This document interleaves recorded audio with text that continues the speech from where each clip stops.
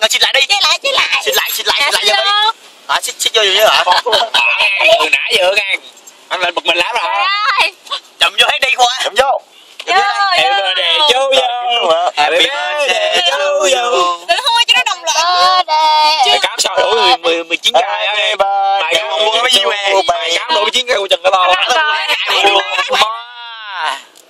Quỷ. Hát lại đi.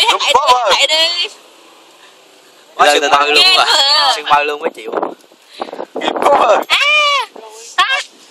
Đây có dịch vụ đi. Đâu. Quay sao ra mất xe đi. Dồn xe vô Có mẹ yêu mà ngồi đàng hoàng điêu. Bà ngồi ải là nó gió nó mạnh hơn á. Có cái này nó cái gì? Có cái này kia nè. Đúng rồi. Trời ơi, trời nãy giờ. Chạy chỗ hiếu á. Ơi mình đâu có phim mà. Quay xấu quá rồi, để phủ quay rồi. Từ từ kim in đi. Rồi nhanh hỏi đi. Hỏi Cộng rùa. Hát đi ba. Ê đó. Cắn cái rùa. Cắn đi. Bụng. Cắm đè đi. Quỷ. Rõ luôn mà. Rùa cắm không đẹp mà. Không có mấy thẩm mỹ mà. Không có bái. Không quà thẩm mỹ chứ.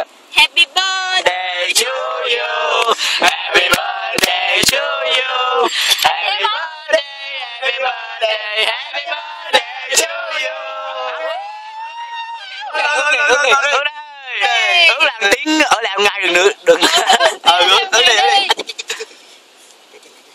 Rồi, ước chân chưa? rồi. Thảo ra. Vô.